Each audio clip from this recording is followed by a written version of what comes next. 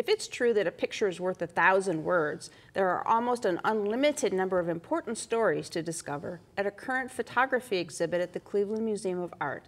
Barbara Tannenbaum is here, and she's the curator of the photography at the museum. She's here to help us focus on the stories told in the exhibit called Black in America. So welcome to the show. Thank you so much. Lovely to be here. These photographs were taken by 2 different photographers. So who were they? Well, it's a look at Black life during the Civil Rights era, everyday life, by 2 photographers. One, Louis Draper, who was an African American. He was a fine art photographer, so an insider. And then Leonard Freed, who was a photojournalist, white photojournalist, and he was an outsider, if you will, but went and spent time touring around the United States to different Black communities. Okay, so let's start first with Leonard Freed. So what made him start on this journey? Well, he was a photojournalist working in Europe covering the construction of the Berlin Wall. Boy. And he saw a black soldier standing there guarding, and it just hit him like boing. This man is risking his life to protect the rights of others for rights that he himself does not have in his own country. Right. He immediately gave up working in Europe, went back to the United States, and photographed around New York in the Black communities, and then set out on a several-year tour of the South and went around.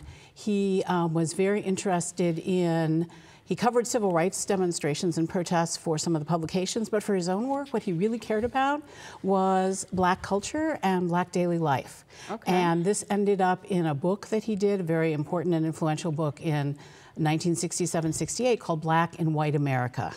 Okay, so now what do you tell us about the other photographer who is Louis Draper? Well, Louis Draper grew up in a segregated society. He grew up in Richmond, Virginia, and he majored in history in college, and somebody handed him a copy of a photo book, a very famous photo book about an exhibition at the Museum of Modern Art by Edward Steichen called The Hand of Man, and boom, he knew he needed to be a photographer. Oh boy. But you couldn't be a photographer, you couldn't learn to be a fine art photographer in Richmond, so he moved to New York, where he studied and worked as a commercial photographer during the day, because you couldn't make a living as a fine art photographer in the 50s and 60s, right. And made his own work at night and on the weekends, and eventually became a teacher. But he photographed in the neighborhoods around Harlem, New Jersey, Philadelphia, all around the East Coast area, and he focused largely on the African-American neighborhoods and communities, but also others, Spanish Harlem. And he co-founded with a number of other Black photographers a group called Kaminge, because there was no place for them to get together and discuss things and also to show their work. So they founded a space, and they really wanted to ponder the notion of Black identity. What did it mean to be a Black photographer? How did you make a photograph that showed that it came from an African-American photographer? And they experimented with using darker tones with certain kinds of scenes that he photographed. I'm not sure they ever came to an answer that was definitive. I think there's probably as many kinds of Black photography as there are Black photographers. But it was an issue that really preoccupied them in the 60s. Is the organization still around? It is still around. Oh, it still has a space in Harlem. It's a younger generation now that's involved with it, but it's a lasting legacy. Wow.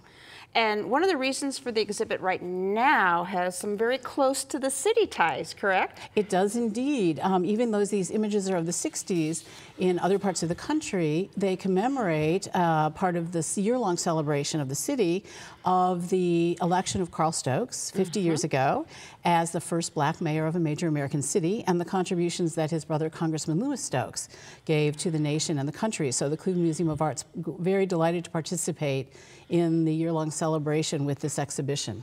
All right, sounds like a great one too. Well, please come see it. I will. The photographic exhibition, Black in America, at the Cleveland Museum of Art continues through July 30th. My thanks to Barbara Tannenbaum for giving us a peek at these remarkable pictures today. Thanks. Thank you. Find out more by calling the Cleveland Museum of Art at 216-421-7350 or click to www.clevelandart.org.